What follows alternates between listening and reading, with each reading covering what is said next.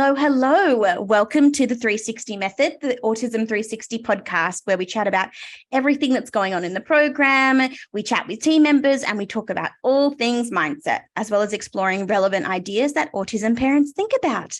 This week, we're back with our talented and delightful speech pathologist, Jo, who has a special interest in echolalia and loves to support families with understanding how they can turn their echolalia into a positive for their child's communication.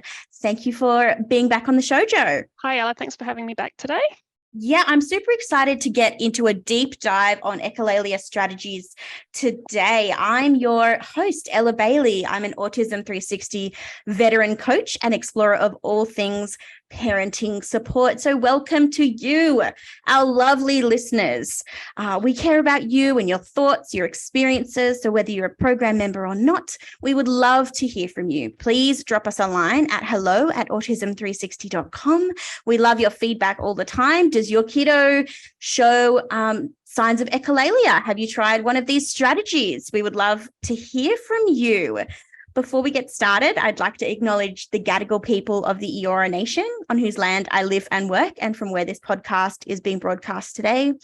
And also make the disclaimer that this podcast does not substitute for medical advice. If you have concerns about your kiddo or if you need some support, please to contact your medical or allied health professionals. So, Jo, we get to do a deep dive, nerd out. Yeah, awesome. It's really great to actually be able to go in a little bit deeper and give some real functional strategies for our parents at this point. Yeah, absolutely. So this is part 2 of our chat about echolalia. And today, Jo's going to talk us through some more strategies that if your kiddo is using echolalia as a communication tool, how you can help use that to develop their communication. So where would you like to start? What do you think? Where do you think parents and carers should start with this?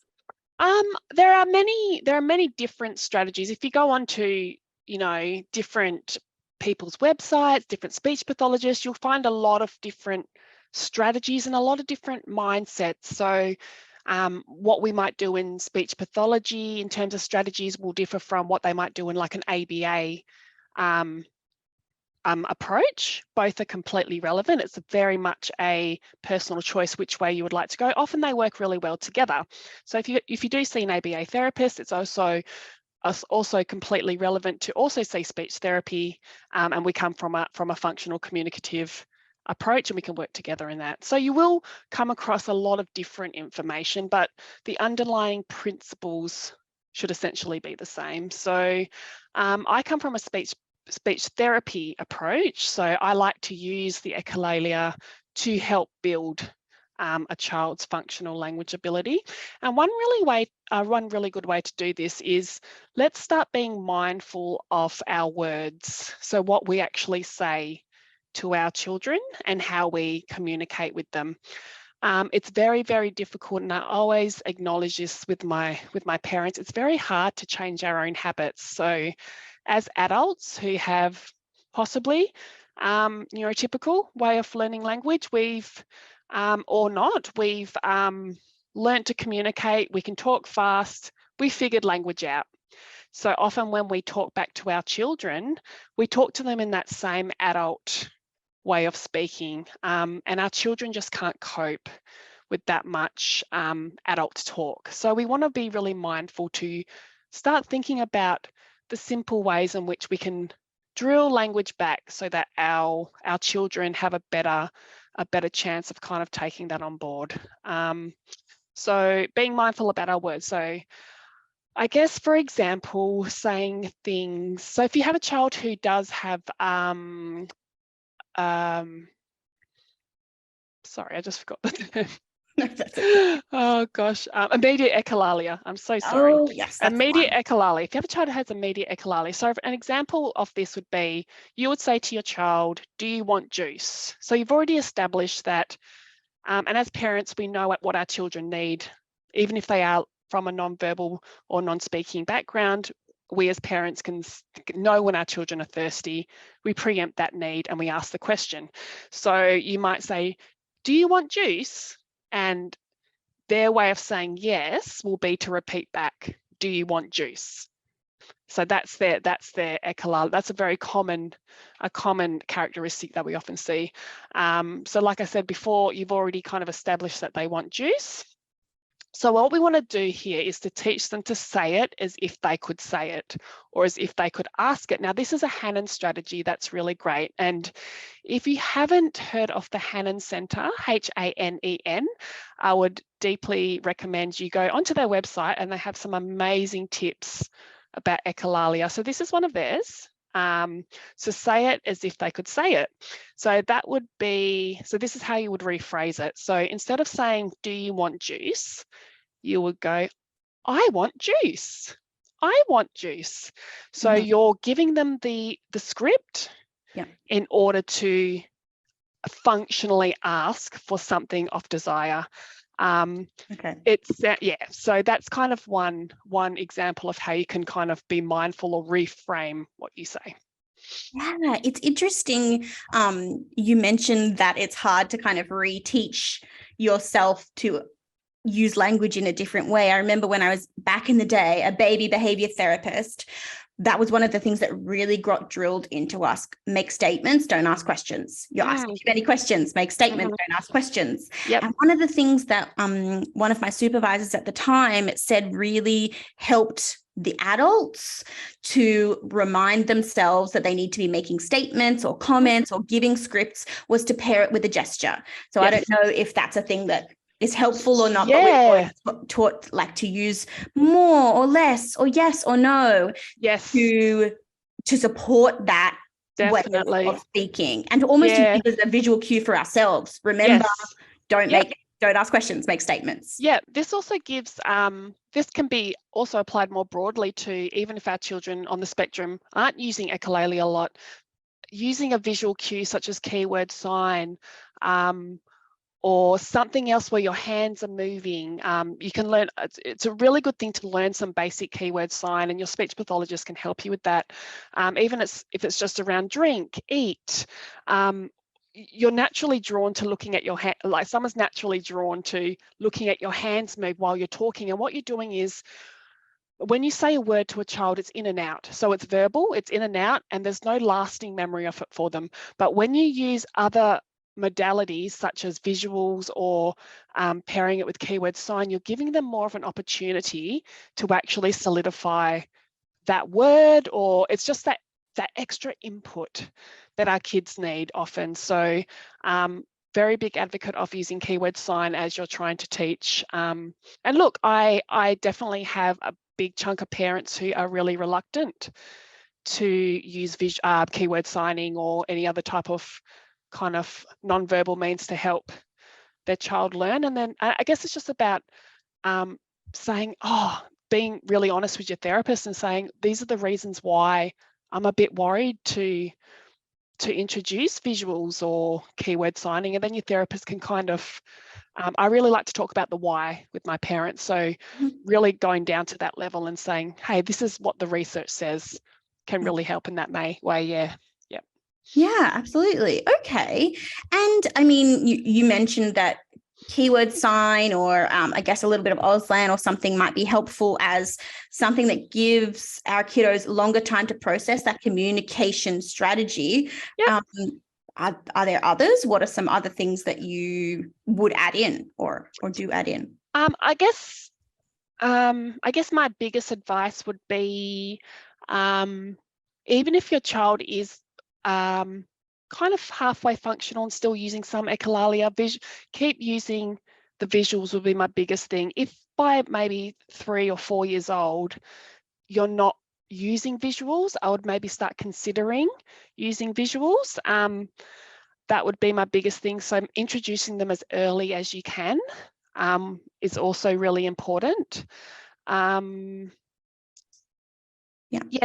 and don't forget, visuals can be high or low tech, and that's also have a talk to your speech pathologist, because they're the ones really who will do a bit of more of an assessment of where your child's at with their speech and language. So that's really important. They'll talk to you about the characteristics that you're seeing at home. And the best thing is to be open, because often we feel like we need to hide things that may be happening. And I just want to say to our parents, make sure you're just really honest and open about what you're seeing. There'll always be a supportive and understanding person on the other end. So then in that way, we're able to guide treatment a bit better if we know exactly what's going on at home. Yeah, absolutely. Yeah, and you're right. I've been in a similar situation where a parent has not understood properly and therefore not implemented in a helpful way, and therefore it's caused issues and those sorts of things. I'd love to know a little bit more about, the role that visuals or maybe AAC, high tech, low tech, play in developing echolalia as a communication strategy. Yeah, there's a lot of different ways to do things. So I've seen some speech pathologists when a child has been given an iPad for communication, for example, they've actually put their gestalts, or that's what we call their phrases, into their iPad as a whole phrase in those early stages. So something Ella and I were talking about just earlier off air was actually to do with what we call gestalt language processing. So I think when we learn language typically or neurotypical way, it's what we call an analytical. So we learn word by word, we understand what each individual word means, and we learn that way. There's a very, very high percentage of our children with autism who are actually what we call gestalt language learners, which means that they learn in chunks. So they learn in big phrases first, and then they're able to go back and break down the individual meanings of words. So often we have to put in different strategies to suit their way of learning language. It's just a different way of learning language, and we just have to kind of recognize that, hey, there is function in those big phrases. We will get them to a point where they can understand individual words, but how about we work with what we've got now and work backwards that way? So those big chunks are actually really important in terms of, and yes, we can do lots of things, like we can put the phrases into their AAC device, we can use them as low-tech visuals. There's a lot of ways to use visuals in terms of just talking with our children with ASD in general. Yeah, I would always recommend speaking to your speech pathologist about starting with some low tech, so some pictures, keyword sign, give that a go first. It's about just giving your child the best opportunity to get their needs and wants met, and then we start building on from there. But yeah, the reason for it is there's a lot of research online in regards to, say, if you do use an iPad, for example, them having that, they touch the button, they have that immediate feedback from the voice activation, and it actually has been shown to help them with sentence structure and learning words, because they get that immediate verbal feedback. So there's a lot of things that neurologically that iPad is kind of rewiring for them. And consistency is key. Yeah. Definitely. Okay. I had no idea. That's really interesting. I had a little bit of training kind of early on in my career to use one of the, I think it was Proloquo, one of the iPad programs sort of thing, but they didn't tell me any of that. So that's extra. That everything I think that's a big thing, is also letting our parents know that everything, once they know certain terms, like we mentioned, gestalt language learning, go online. I always recommend our parents, if you know certain terms and you're unsure about it, go do some research on it. Like, there's a lot of stuff online now about what is a gestalt language learner, and if you just type in how does AAC support my child, you'll come up with a lot of different amazing articles and things you can read that will really help kind of give you the evidence base. That's important. We always want to make sure everything has an evidence base behind it, and hopefully your allied health workers are working in that framework, which I'm sure they are. So, well, they certainly are if they're an Autism 360 clinician. Most definitely. Right? Most definitely. You're absolutely right. Yep. I wanted to ask, kind of before we wrap up, you mentioned a little bit about the comprehension difficulties that kids with echolalia might be having around language. What do you think might be some easy ways that parents can tell if their child might be having comprehension difficulties with the language that they're using? Yep, that's a really good question, because often it can be masked very easily. So often what our parents assume is that when a child, and like I said before, our children have great photographic memories and great rote memories, like they can remember numbers and letters and planets and colors. Like that's a real amazing strength that I wish I had. But we want to really, the key word in any type of communication is functionality. So we want to make our children functional communicators. So I guess what we really need to understand from a speech pathology framework is that it's very, very hard to learn new vocabulary if we don't have an understanding of the meaning or the context of what that object is. So we need to understand first. There's a lot of models, in language development that you learn at university and you want to apply. And one of those is that we want our kids to have good receptive language. So often we get caught up on, parents will come to me saying, I just want my child to talk. I just need them to be talking in a few sentences, which is completely fine. It's just everything that we do want. But sometimes we also need to drill down into, okay, what are they understanding? And let's have a look if they're really understanding. So one way I like working with my kids, say they're a little bit further along and they love reading, for example. There's a lot of ways you can gauge if your child understands. So are they able to follow directions? For example, sorry, I went off the tangent of reading. I'll come back to that. But are they able to follow directions if you go get your shoes and go get your shirt and come back to me? Are they able to do that? So that's a really good way of gauging, are they able to follow like 1-stage instruction, 1 and 2-stage instructions? That's a good way of gauging functional receptive ability. Reading books, you can read a book together, and at the end of the book, you can ask a question, who were the characters in the book? Are they able to answer that? Because some children can read but not really comprehend what they've read, and they're two very different things. So asking them very simple questions, what were the characters' names? Are they able to, what happened here on this page? Are they able to come back and retell what they've just read? So if you find that there's a bit of difficulty in that area, are they able to, and if they can't express, can they point to who the characters are? Can they use other methods to try and show that they've understood? So we really do concentrate a lot on expressive language, but we really don't want to forget comprehension and the understanding behind that. Yeah. Interesting.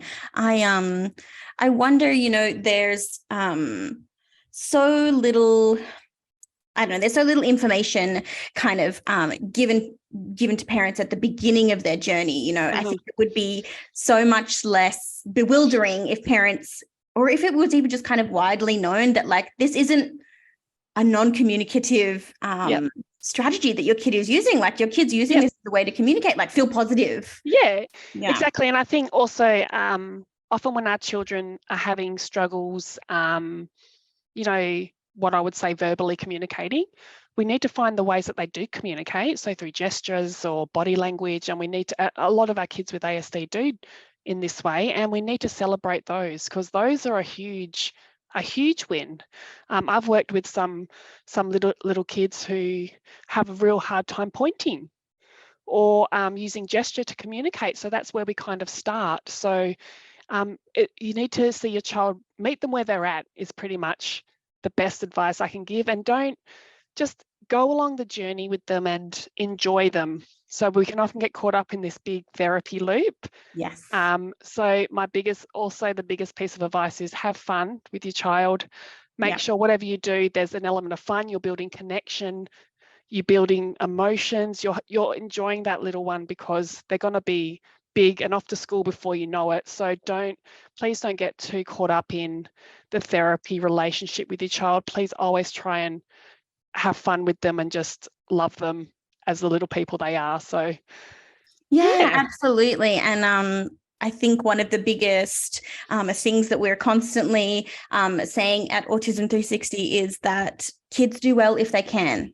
If a kiddo is struggling with something, it's not because they are trying to frustrate you. It's not because they are, purposely trying to get under your skin. Kids do well when they can. Exactly. It's one of our big things. So 100%. Yeah. And as we wrap up, any kind of big takeaways or action points do you think parents and carers should be thinking about this week?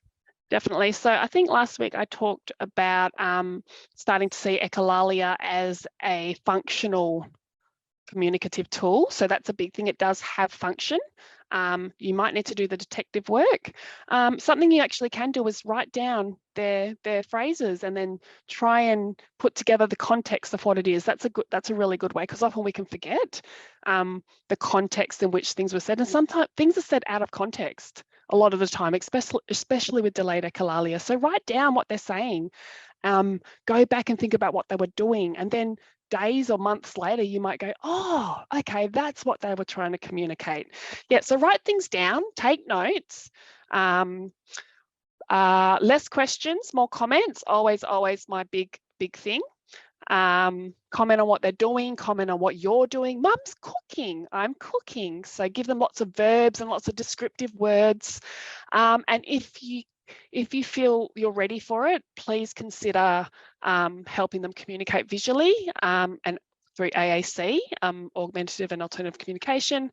At the end of the day, it's really about what's going to help our child not be so frustrated, and visuals actually do play a role in helping them. At the end of the day, we want them to be able to be less frustrated and get their needs and wants met. So please have a chat to your speech pathologist or whoever you're working with around if AAC or visuals would be a good option for your child.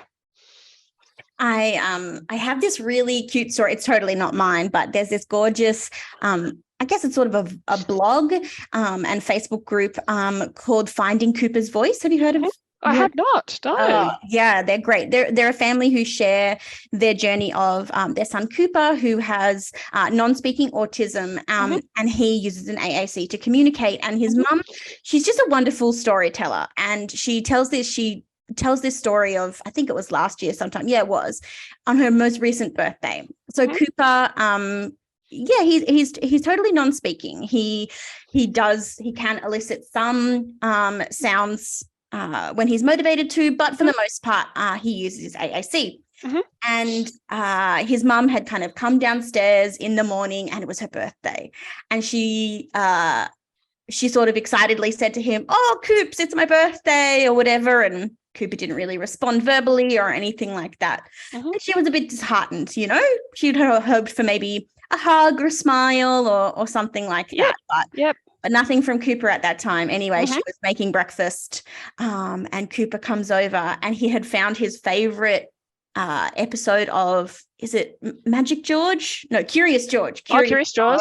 Yep. And he put the iPad in front of her face, and he played this particular section of this particular episode of Curious George where they all sing happy birthday to, to Curious George. And that's amazing. Yeah. Isn't that awesome? Yeah. And that's it. And always celebrate those things with your child. And it's really hard. It's really hard as parents, because I was having a chat about hearing, mummy and daddy and I love you and all those wonderful words that we want to hear from our children. So please understand, we do really understand those, really how emotive communication is key to everything, isn't it, in what we do. And it can be a very emotive experience. So Absolutely. Thank you for spending time with me today, Jo. I really appreciate it. And if any of our listeners are interested in picking Jo's brain a little bit further about echolalia or anything to do with speech, really, please do drop us a line. We'd love to hear from you. Next week, we'll be back with another topic that's relevant to what autism parents think about. So until then, think 360.